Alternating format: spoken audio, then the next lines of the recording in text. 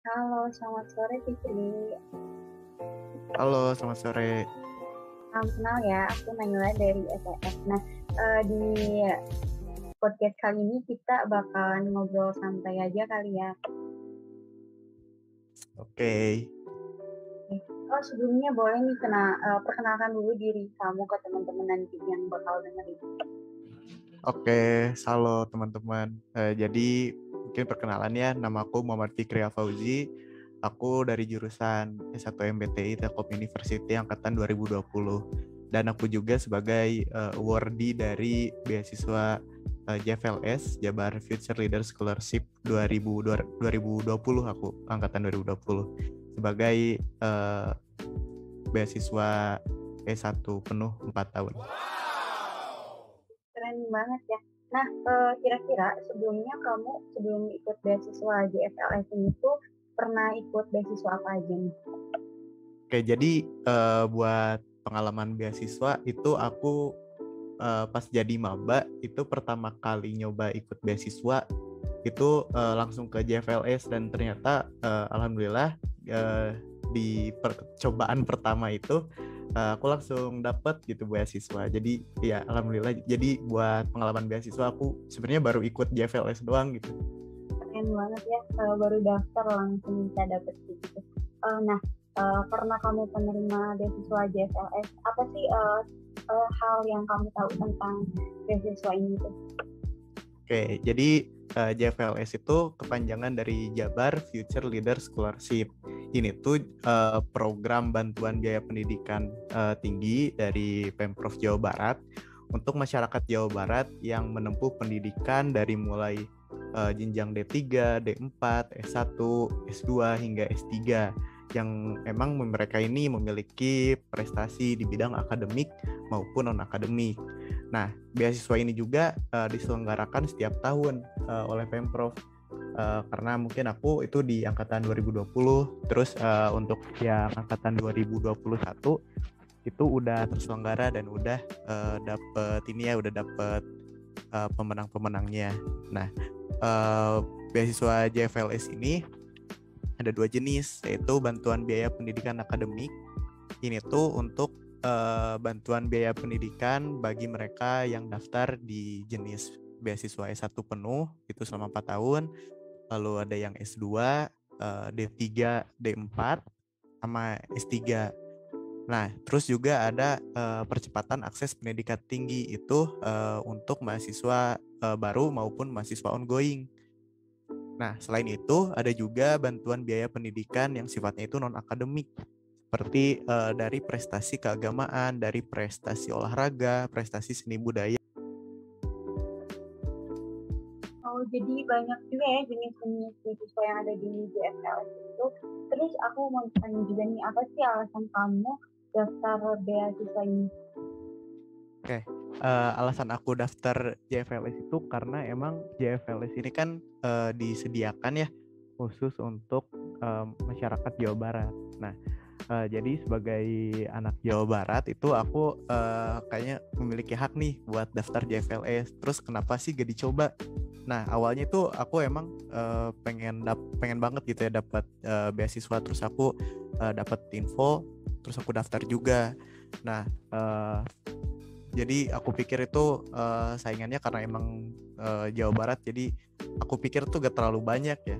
Tapi ternyata pas tahu seberapa besar euforia dari teman-teman yang ada di Jawa Barat itu ternyata lumayan cukup tinggi. Nah, di tahun 2020 itu kalau gak salah ya ada 30 ribuan pendaftar dan yang diterima itu sebanyak 1.327 orang.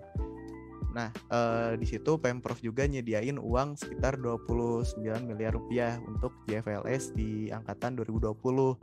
Nah, sedangkan di tahun 2021 itu yang keterima sebanyak 1.253 orang. Dan juga dikarenakan aku sebagai mahasiswa baru di Telkom University tahun kemarin, jadi Telkom itu jadi salah satu perguruan tinggi yang emang kerjasama sama JFLS. Nah, jadi aku pikir aku bisa nih daftar. Banyak juga ternyata ya saingannya. Nah, Ya, lumayan terus banyak boleh sih. nggak? Iya banyak kan. Terus boleh nggak kamu ceritain awal mulanya kamu dapat beasiswa JPLS gimana? Oke, jadi awalnya tuh pas waktu SMA itu beres UTBK ya. Aku sebenarnya udah dapat info nih terkait beasiswa ini, udah agak lama, tapi cuman emang waktu itu belum dibuka ya. Nah, jadi aku agak santai dulu aja soalnya aku waktu itu emang belum tahu apa-apa tentang JFLS, bahkan persyaratannya juga belum tahu. Tapi aku udah dapet info doang nih kapan dibukanya. Nah, setelah beberapa minggu kemudian aku tuh lupa bahwa JFLS ini tuh mau dibuka. Nah, ketika kurang lebih Hamin 5 apa Hamin 7 penutupan, itu aku dikasih tahu teman kalau beasiswa JFLS itu udah dibuka dan bahkan udah mau ditutup nih beberapa hari lagi. Nah, dari situ aku langsung GC lah gitu buat nyiapin persyaratan. Waktu itu karena emang aku udah statusnya keterima ya jadi mahasiswa Telkom University, jadi aku emang langsung nyiapin tuh segala dokumen-dokumen yang emang dibutuhin. Nah, di situ aku ngeberesin semua dokumen-dokumen itu dalam waktu 2 hari. Nah, sisanya aku siapin persyaratan yang lain. Dan setelah itu karena emang aku tuh sebenarnya gak niat emang pengen dapat banget gitu. Yang penting aku daftar dulu aja waktu itu. Nah, jadi udah pendaftaran ditutup, ya udahlah aku istilahnya bebas lah gitu mau keterima. Alhamdulillah nggak juga gak apa-apa gitu. Jadi gak ada beban sih buat daftar ini. Tapi ternyata ketika pas hari pengumuman itu sebenarnya lumayan deg-degan ya. Soalnya kalau aku lihat di IG-nya itu emang banyak banget tuh yang pada nungguin dan aku waktu itu tegang banget nunggu hasilnya kayak gimana. Dan aku masih ingat banget itu di jam 12 siang itu pengumumannya dikirim lewat email masing-masing dan juga bisa dilihat di website. Aku pikir karena memang pasti banyak yang akses, jadi websitenya kan pasti bakal down tuh. Nah, waktu itu aku tiba-tiba dapat email dari HP, terus kaget banget kan. Waktu itu bersyukur banget sih bisa dapet. Jadi keren banget, dari berapa tadi 30.000 orang ya. Alhamdulillah kamu jadi salah satunya gitu yang menerima. Nah, tadi aku dengar kamu tuh nyiapin berkas gitu. Kira-kira apa aja sih yang kamu siapin, dan tadi juga ada persyaratannya tuh. Apa aja sih persyaratannya? Oke. Buat persyaratan secara umum itu yang bisa daftar beasiswa JFLS itu yang pertama itu sebagai warga Jawa Barat. Nah, gimana sih cara dibuktikannya bahwa kamu itu adalah warga Jawa Barat? Ini bisa dibuktikan melalui KTP dan KK yang ada domisilinya di Jawa Barat. Terus maksimal lulus dari SMA sederajat itu maksimalnya 3 tahun. Selain itu ada nilai rata-rata USBN itu minimal 7 dari 10 atau 70 dari 100. Terus selanjutnya ada surat keterangan sudah diterima di perguruan tinggi. Selain itu pendaftar yang mendaftarkan beasiswa JFLS itu adalah mahasiswa dari perguruan tinggi yang emang udah kerjasama nih sama JFLS. Nah, kurang lebih ada 108 perguruan tinggi yang ada di Jawa Barat yang udah kerjasama sama JFLS untuk ngadain beasiswa ini. Dan di angkatan 2021 yang angkatan sekarang itu pertama kalinya nih JFLS dibuka kesempatan untuk mahasiswa yang emang kuliah di luar Jawa Barat. Ada beberapa UNIF di luar Jabar yang udah kerjasama sama JFLS, yaitu ada UGM, ada Undip, Universitas Erlangga, sama ITS. Jadi cakupan kampus yang kerjasama dia udah lebih banyak ya, jadi nggak cuma Jawa Barat aja. Iya, jadi untuk angkatan ini cakupannya emang diperluas lagi. Jadi ada beberapa UNIF tambahan gitu dari luar Jawa Barat yang bisa daftar juga. Iya, tadi kan kamu bilang ada berkas-berkas yang kamu siapin. Nah, kira-kira itu tuh apa aja sih berkas-berkas yang harus disiapin buat daftar si beasiswanya? Oke. Jadi untuk berkas-berkasnya itu emang lumayan agak banyak ya. Misalkan nih untuk dokumen persyaratan pribadi itu kita harus ngumpulin KK, rekening listrik, terus PBB, pajak bumi bangunan rumah, terus KTP sama foto pribadi. Terus juga kita harus nyiapin bukti ikut UTBK sama ijazah dan juga rapot di SMA. Nah, selain itu, buat yang mau daftar juga, ini harus dipersiapin nih. Kalau misalkan kalian emang punya sertifikat lomba di bidang akademik ataupun non-akademik. Terus kalian juga bisa nambahin sertifikat ikut organisasi sama sertifikat TOEFL juga. Nah, sebenarnya untuk sertifikat ini hitungannya nggak wajib ya. Tapi emang ini bakal jadi nilai plus kalau misalkan kalian punya gitu sertifikat juara, misalkan ikut lomba apa. Nah, itu bisa jadi bahan pertimbangan untuk kalian bisa dapat beasiswa ini. Nah, selain itu, karena aku itu daftar di program S1 penuh 4 tahun ya, jadi ada persyaratan untuk bikin esai, terus bikin CV, terus juga harus punya surat rekomendasi. Selain itu juga ada surat kelulusan nih yang dikeluarin sama perguruan tinggi yang mana kamu itu udah terdaftar di sana. Dan juga ada beberapa dokumen pelengkap lain untuk program-program lainnya. Nah, untuk esai sendiri ini sebenarnya tiap tahun itu ada tema-tema tertentu untuk tema esai. Untuk angkatan aku kalau gak salah itu temanya tentang bagaimana kita bisa berperan di masyarakat gitu. Nah, terus untuk di angkatan 2021 itu ada persyaratan yang baru, yaitu harus bikin video perkenalan, dan video itu di-upload di YouTube. Jadi bagaimana kamu bisa menjelaskan atau mendeskripsikan diri kamu sendiri itu melalui video, dan itu menjadi salah satu persyaratan ya untuk di tahun 2021. Dan untuk di tahun 2020 itu nggak ada, jadi aku nggak bikin video itu. Oh, oke.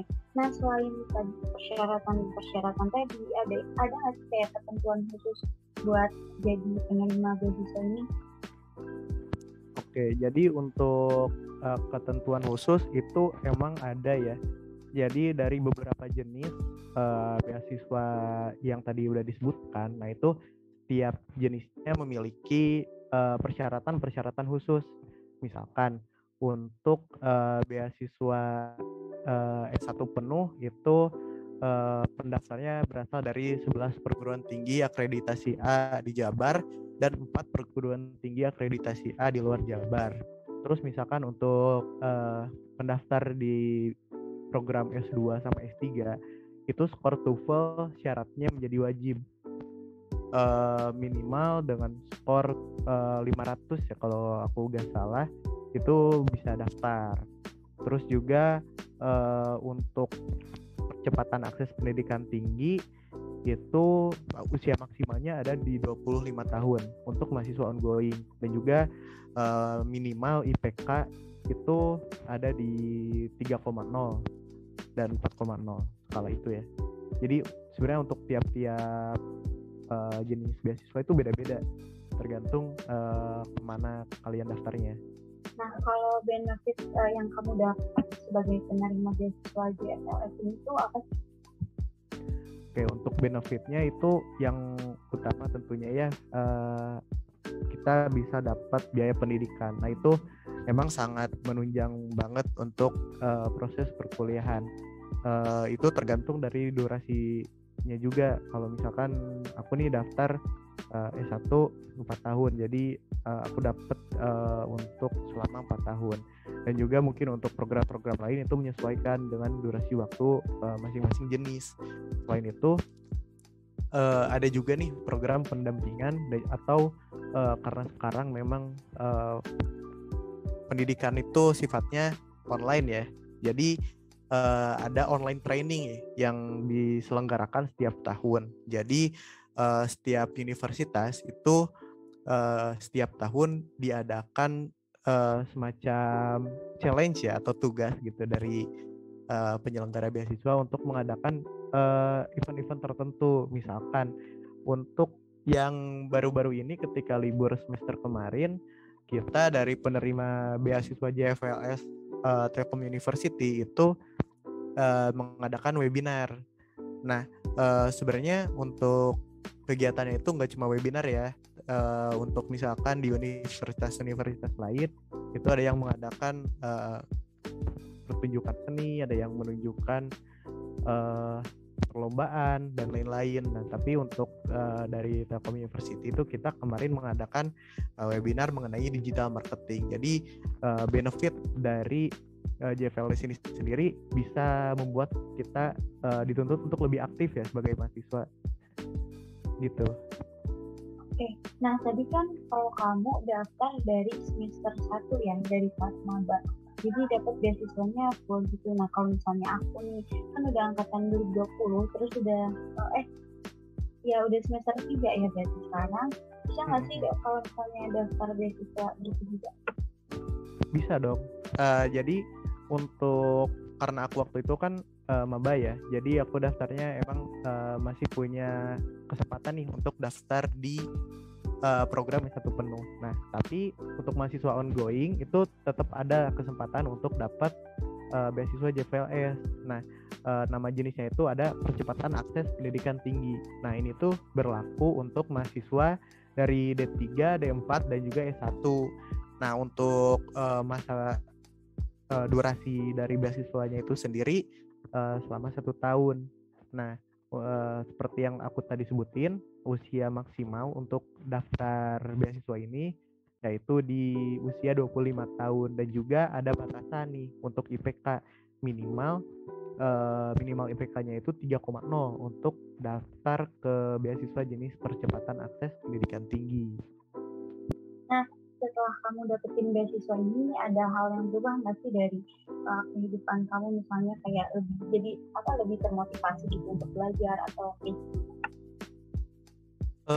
kalau yang dirasakan ya, yang pertama itu jujur aku bersyukur banget bisa jadi salah satu awardee gitu ya dari beasiswa JFLS ini, dan juga impact-nya itu emang seperti yang tadi disebutin ya, jadi ada semacam tuntutan lah dari diri dia sendiri untuk bisa lebih giat dari belajar, terus untuk lebih giat menjadi lebih aktif gitu selama kuliah, dan juga menjaga IPK ya, terus untuk mendapatkan prestasi-prestasi lainnya gitu, karena memang kita ini sudah udah disupport lah istilahnya sama Pemprov gitu. Nah, kita sebagai salah satu pemenangnya itu, kalau aku pribadi ya, aku itu ada perasaan kayak istilahnya gak mau mengecewakan lah gitu. Walaupun aku ini udah dapat beasiswa, aku gak mau bikin diri aku sendiri jadi lebih leha-leha gitu. Justru ini jadi pemacu biar bisa lebih semangat gitu dalam kuliah ya khususnya. Ya, benar sih, emang harus bukan karena udah dapat beasiswa bukan berarti kita udah kayak merasa enak gitu ya. Justru harus pertahanin apa yang sebelumnya udah kita perjuangin gitu kan. Nah, selain dari tuntutan IPK, ada nggak sih tuntutan lainnya buat bertahan di setiap semesternya gitu? Sebenarnya untuk target IPK ya, kalau misalkan kasusnya itu mahasiswa yang ongoing terus ingin daftar, nah itu ada memang batas IPK ya untuk daftarnya itu di 3,0. Jadi untuk mahasiswa yang emang mau daftar nih beasiswa yang tadi itu minimal skornya itu di 3,0 untuk IPK.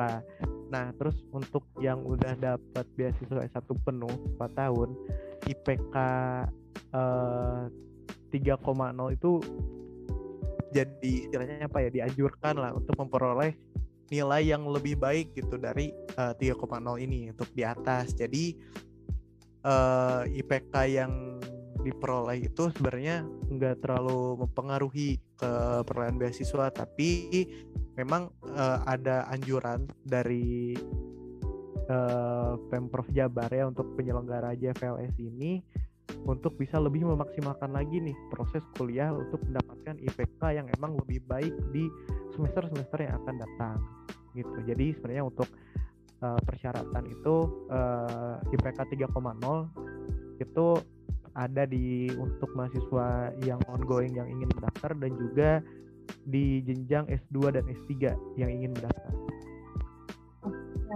Nah, terus kalau misalnya ada satu atau beberapa hal gitu yang bikin lulusnya nggak tepat waktu, itu beasiswanya bakal tetap sampai lulus atau cuma emang maksimal di 4 tahun? Oke. Jadi ketika kita udah daftar nih, kita terus diterima, kita itu ada beberapa proses selanjutnya. Nah, misalkan proses-proses selanjutnya itu kita ada pencairan dana beasiswa. Nah, sebelum itu kita ada yang namanya penandatanganan kontrak. Nah, di dalam penandatanganan kontrak itu karena memang kita itu udah dikasih ya batas durasi waktu untuk beasiswanya itu, kita gak ada tambahan waktu nih kalau misalkan case-nya itu lulusnya telat lah ya. Nah, kita itu nggak ada tambahan waktu untuk itu. Jadi kalau misalkan ada yang dapat durasinya itu 1 tahun, jadi itu selama 1 tahun dapatnya. Kalau misalkan tahun depannya ingin mendaftar lagi, diperbolehkan. Terus untuk misalkan yang dapat beasiswa selama 4 tahun itu selama 4 tahun. Kalau misalkan lulusnya selama 5 tahun ya, itu di tahun kelima nggak ada dapat beasiswa lagi, soalnya maksimal di 4 tahun. Terus kalau misalkan kasusnya itu lulusnya lebih cepat nih, misalkan 3,5 tahun. Nah, itu ketika ada kelebihan nih di pencairan dananya, itu bisa koordinasi dengan pengelola JFLS di masing-masing perguruan tinggi untuk pengembalian sisa dana beasiswa yang bisa digunakan untuk persiapan kelulusan lah istilahnya, seperti itu. Oke, thank you Fikri. Nah, tapi sebelum podcastnya beres nih, aku bakalan ngajak kamu buat main question games. Bentar, nggak apa-apa ya? Boleh dong. Nih, tapi nanti kamu jawab benar apa enggaknya pakai alasannya, oke? Siap. Oke. Nih yang pertama, fake beasiswa hanya untuk orang yang tidak mampu, benar nggak tuh? Itu lebih ke fake ya, gak bener ya. Jadi untuk beasiswa, kalau misalkan dilihat dari konteksnya beasiswa JFLS ya, itu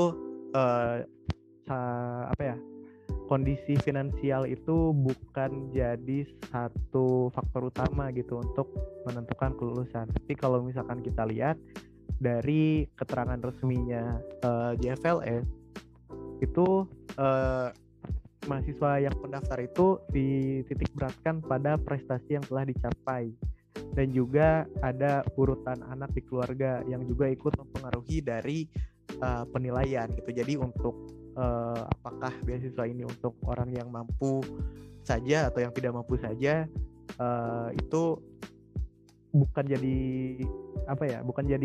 salah satu faktor utama gitu untuk dapat beasiswa ini. Terus yang kedua nih, fake or fake, yang syarat mendaftar beasiswa adalah orang-orang yang mempunyai skill bahasa Inggris di atas rata-rata. Bener nggak? Tengah benar ya, maksudnya benar tapi nggak sepenuhnya benar gitu. Jadi kalau di JFLS benar gitu ya? Iya. Jadi untuk di beasiswa JFLS itu kalau misalkan skill bahasa Inggris di atas rata-rata itu dihitung berdasarkan TOEFL, itu memang diwajibkan bagi yang mendaftar S2 dan juga mendaftar di S3. Tapi kalau misalkan untuk yang beasiswa S1, diploma sama percepatan akses, itu bukan jadi kewajiban untuk kita memiliki skill bahasa Inggris di atas rata-rata yang dibuktikan lewat TOEFL. Tapi kalau misalkan ada yang mau daftar nih di D3 atau S1 terus kalian mempunyai skor TOEFL yang emang di atas rata-rata. Nah, itu bisa jadi salah satu nilai plus ya untuk bisa mendapatkan beasiswa ini. Jadi harapannya itu bisa lebih tinggi lah untuk mendapatkan beasiswa ini. Oke, yang ketiga, take or take nilai sekolah atau IPK berpengaruh terhadap keputusan seseorang diterima dalam satu beasiswa.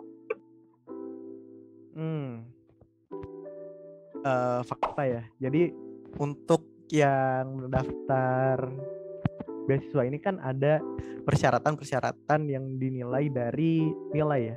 Kalau misalkan kita lihat dari nilai sekolah, itu bisa dilihat dari nilai rapot rata-ratanya gitu. Misalkan dari nilai rapot itu dari semester 1 sampai semester akhir ketika SMA-nya itu berapa sih rata-ratanya tiap semester. Terus misalkan untuk mahasiswa ongoing itu ada IPK-nya minimalnya. Kata aku tadi disebutin untuk mahasiswa ongoing itu minimal IPK-nya 3 untuk daftar. Jadi menurut aku nilai sekolah atau IPK itu emang berpengaruh banget ya. Bahkan itu jadi salah satu syarat ya. Terus ada benar gak sih salah satu indikator seseorang diterima beasiswa itu adalah pintar? Bisa jadi ya. Kalau misalkan indikator pintar itu adalah prestasi, berarti itu benar sih. Soalnya memang yang jadi salah satu faktor penilaian itu kan prestasi di bidang akademik sama non akademik ya. Nah itu emang jadi salah satu persyaratan yang dititik beratkan gitu kepada pendaftar, apakah orang ini akan jadi penerima beasiswa atau bukan. Dan di sisi lain juga emang kan ada jenis-jenis beasiswa yang emang asalnya itu dari prestasi-prestasi dari bidang non akademik ya. Kayak tadi misalkan ada dari keagamaan, dari aktivis, dari jenis-jenis yang lainnya juga. Jadi kalau misalkan pintar itu adalah indikatornya prestasi, ya berarti bener sih, bisa jadi ya. Terus ini ada lagi, take or take mendapatkan beasiswa di luar negeri lebih bergengsi dibandingkan di dalam negeri. Oke. Mungkin untuk ini lebih dikembalikan lagi ya ke masing-masing pribadinya nih. Apakah dia itu mau daftarnya di dalam negeri atau di luar negeri untuk melanjutkan pendidikannya gitu. Nah kalau misalkan dari sudut pandang aku sendiri, karena emang target dari aku untuk S1 itu di dalam negeri dulu ya. Jadi minimal aku udah dapat dulu nih beasiswa untuk S1. Terus kalau misalkan aku mau lanjut nanti S2 di luar, minimal aku udah punya gambaran gitu kayak gimana sih untuk dapat beasiswa. Terus aku juga emang masih belajar juga nih kalau misalkan bedanya cara dapat beasiswa di luar negeri itu seperti apa. Nah jadi kalau misalkan dari sudut pandang aku ya yang ingin melanjutkan pendidikan untuk S1-nya itu di Indonesia di dalam negeri itu bisa dibilang ini bergengsi juga ya. Jadi kalau misalkan teman-teman ada yang mau lanjut ke luar negeri itu emang disaranin banget sih untuk dapat beasiswa gitu. Jadi selain selain kalian bisa kuliah di luar negeri, kalian juga bisa dapat beragam benefit gitu dari beasiswa yang udah ditawarkan. Hai si Fikri, ada pertanyaan nih dari aku. Boleh? Boleh dong. Apa tuh? Nah, kira-kira kan sekarang kamu udah dapet beasiswa dari JFLS. Nanti ada rencana nggak sih kalau misalnya mau S2 mau ngambil beasiswa juga? Ada dong. Ya jadi sebenarnya untuk beasiswa itu kan bukan satu kewajiban ya bagi seseorang gitu untuk ngelanjutin kuliah. Tapi kalau misalkan kalian dapat beasiswa itu jadi satu nilai plus juga, terus jadi satu pride juga gitu yang bisa dirasakan oleh diri sendiri. Jadi kalau dari aku untuk next time gitu, untuk mungkin S2 S3 selanjutnya aku emang ada rencana sih untuk nyari beasiswa juga, baik itu buat yang di dalam negeri ataupun luar negeri. Karena dari dapat beasiswa itu ada motivasi ya untuk bisa mengejar studi itu bisa lebih bergairah gitu, bisa lebih fokus lagi dan lain-lain sih sebenarnya. Banyak banget benefitnya, bukan hanya sekedar materi aja ya yang didapetin dari beasiswa itu, tapi memang untuk dari kalau aku pribadi itu bisa ngedukung dari berbagai aspek gitu, misalkan dari psikisnya juga dapat support dan lain-lain ya. Oke. Nah, kayaknya podcastnya udah beres buat di kegiatan kali ini. Sebelumnya aku mau bilang makasih banyak ya Fikri udah mau ngobrol bareng sama aku di podcast kali ini. Nah, terakhir boleh nggak sih pesan kamu atau ya buat orang-orang yang nantinya mau ikut beasiswa tapi masih ragu atau yang kayak gitu, ada nggak pesan-pesan? Oke, untuk pesan-pesan ya buat teman-teman lain yang emang lagi nyari beasiswa, itu yang pertama tetap semangat, jangan putus asa, jangan ngerasa minder, karena yang namanya beasiswa itu banyak. Kita nggak tahu nih kita bakal keterima di mana, karena emang setiap orang itu punya jalannya masing-masing. Jujur aku juga sampai sekarang itu masih nggak nyangka gitu dalam percobaan aku untuk mendapatkan beasiswa itu, dari percobaan pertama itu bisa langsung dapat gitu. Aku emang nggak expect bakal kayak gitu ya. Jadi kalau pesan aku, teman-teman jangan patah semangat nih kalau misalkan teman-teman ada yang mungkin belum terima di salah satu beasiswa, karena emang beasiswa itu banyak banget. Tinggal apakah kitanya itu niat untuk mencari info, niat untuk mempersiapkan persyaratan-persyaratannya, dan juga teman-teman jangan lupa untuk ibadahnya juga tetap dijalanin, karena emang kalau misalkan kita usahanya udah maksimal tapi Tuhan belum memutuskan waktunya, itu teman-teman jangan sampai ngedown gitu. Dan terus juga teman-teman itu pasti punya orang-orang di sekitar yang emang bisa ngedukung itu. Silakan untuk bisa sharing ya, karena emang untuk aku daftar beasiswa ini juga aku nggak kerja sendiri gitu. Ini juga dapat pencerahan gitu ya dari teman-teman aku yang emang punya banyak sudut pandang juga nih. Misalkan nih ketika aku menulis esai itu aku minta saran nih sama banyak teman aku. Ada kurang lebih ada 5-7 orang yang aku tanya terkait dengan esai. Aku gak peduli ini menurut mereka itu bagus apa enggak, tapi aku minta saran dari mereka untuk emang gimana sih caranya nih biar esai ini tuh lebih bagus lah dari sudut pandang mereka. Nah, dari banyak kepala itu kita bisa dapat satu sudut pandang baru nih untuk bisa menjadikan esai itu lebih bagus ke depannya. Jadi buat teman-teman, kalau misalkan memang ada salah satu persyaratan untuk memenuhi persyaratan beasiswa itu, jangan malu, jangan takut untuk nyari support nih dari orang-orang sekitar, karena emang ketika kita punya tujuan yang baik itu pasti ada orang yang mensupport kalian. Jadi jangan ngerasa sendiri gitu. Gini teh untuk pesan-pesannya. Oke, makasih ya Fikri. Nah, dari tadi yang kata Fikri bilang, jangan pernah patah semangat kalau belum dapat beasiswa, dan tetap berusaha, berdoa, dan semangat ya teman-teman. Nah, oke, podcastnya udah beres buat teman-teman semua. Makasih udah dengerin podcast aku bareng Fikri di SAS kali ini. Sampai jumpa lagi nanti, dan jangan lupa nanti ikutan webinar SIS-nya ya. Makasih juga ya teman-teman udah ngundang aku jadi salah satu pembicara di sini. Semoga yang ngedengerin ini bisa jadi nambah perspektifnya gitu untuk gimana sih cara dapat beasiswa JFLS. Makasih banyak ya. Oke, dadah.